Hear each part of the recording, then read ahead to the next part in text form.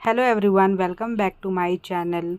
आप सब अगर बैंकिंग एस्पिरेंट है तो डेफिनेटली आपको पता होगा कि मॉक्स कितना इम्पॉर्टेंट है एक बैंकिंग एग्ज़ाम्स में, because banking exams is all about practice and efficiency and accuracy.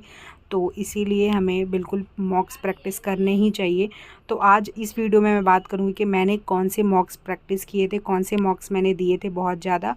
और आज मैं हर एक मॉक्स जो अवेलेबल हैं, जो 4-5 मॉक अवेलेबल हैं, उनके बारे में मैं उनकी कैरेक्टरिस्टिक्स के बारे में बात करूंगी। देन एट द एंड मैं ये बताऊंगी कि हिरार्की क्या होनी चाहिए आपके सिलेक्शन के लिए, मतलब प्री के लिए कौन सा मॉक्स अच्छा होता है और मेंस के लिए कौन सा अच्छा होगा।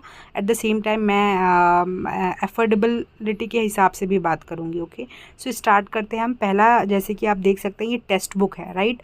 तो टेक्स्ट बुक का मॉक का ये करेक्टरिस्टिक्स है कि ये बहुत ही अफोर्डेबल है, कम प्राइस में आपको ईयरली सब्सक्रिप्शन मिल जाता है और कंटेंट बहुत ज़्यादा है। तो अगर प्रैक्टिस पर्पज़ के लिए आपको लेना है और अगर आप बिगिनर है तो बिल्कुल आपको टेक्स्ट बुक होना ही चाहिए। ये बहुत अच्छे हैं, बिगिनर के लिए बहुत अच्छा है और पैसा भी कम लगता है और कंटेंट बहुत ज़्यादा अवेलेबल होते हैं। लेकिन कहीं ना कहीं लेवल जो होता है वो एग्ज़ाम से थोड़ा लो होता है। तो आई थिंक मैं इसको अगर आप बिल्कुल प्रैक्टिस फॉर्म में हैं तो मैं प्रीफर करूँगी कि आप किसी और मॉक पे जाए, इसमें ना जाए। ओके, सेकंड जो है वो प्रैक्टिस मॉक है। प्रैक्टिस मॉक बिल्कुल बहुत अच्छा है, इसके आप फ्री भी बहुत सारे छोटे छोटे मॉक्स आते हैं, वो आप दे सकते हैं। ऐसे अगर आप लॉन्ग या फुल मॉक्स देने चाहते हैं तो प्रैक्टिस मॉक बहुत अच्छा है। प्रैक्टिस मॉक्स प्री ओरिएंटेड कंटेंट देते हैं और अफोर्डेबल है, ये उतना कॉस्टली नहीं है, आप बिल्कुल अफोर्ड कर सकते हैं। और इसमें मतलब री अटेम्प्ट के ऑप्शन नहीं होते हैं, बट प्री के लिए बहुत अच्छा है, प्री के लिए आप बिल्कुल इसको चूज़ कर सकते हैं। थर्ड जो है वो हमारा है स्मार्ट कीड़ा। स्मार्ट कीड़ा का बेस्ट ये है कि यहाँ पे सेक्शनल भी मिल जाएंगे आपको और फुल लेंथ भी मिलेंगे, और साथ ही साथ इसमें री अटेम्प्ट के ऑप्शन हैं और प्री के लिए बिल्कुल एग्ज़ाम ओरिएंटेड कंटेंट है। तो आई थिंक ये बहुत ही अच्छा हो जाता है, क्योंकि आप री अटेम्प्ट कर सकते हैं, अपने जो भी लूपहोल्स होते हैं, जो भी हमारे जो भी मिस्टेक्स होते हैं उनको हम रेक्टिफाई कर सकते हैं और फिर से अटेम्प्ट करके उनको देख सकते हैं कि हम किस पोजिशन में हैं। तो ये मॉक्स मुझे बहुत ही ज़्यादा अच्छा लगा और ये एग्ज़ाम ओरिएंटेड होता है इसके प्री के मॉक्स, और सही है। और आई थिंक इसमें एक और बेस्ट बात ये है कि इसमें जो mock drill, CA mock drill भी मिल जाता है जो फ्री में अवेलेबल है, तो वो बहुत अच्छा होता है प्रैक्टिस के लिए।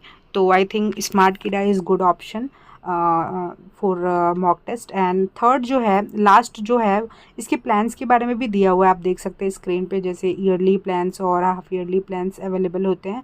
तो ये अच्छा है। और आई थिंक जो मतलब अगर मैं हिरार्की में बोलूँ तो smart Keeda is a good option for pre examination, क्योंकि री अटेम्प्ट के ऑप्शन होते हैं और साथ ही साथ कंटेंट एग्जाम ओरिएंटेड होता है, तो ये अच्छा है। लास्ट और मेरा फेवरेट जो है वो ऑलिव बोर्ड है। ऑलिव बोर्ड थोड़ा कॉस्टली है, नो डाउट, आपको इंडिविजुअली भी मिलता है, जैसे आरआरबी पीओ है तो उसके लिए आपको प्री के 20 मॉक्स और 10 मॉक्स मेंस के, ऐसे एक एग्ज़ाम वाइज भी ये लोग का मॉक होता है। और एक तो आप सब्सक्रिप्शन ले ही सकते हैं, वो ऑप्शन है, थोड़ा कॉस्टली होता है, बिल्कुल कॉस्टली होता है।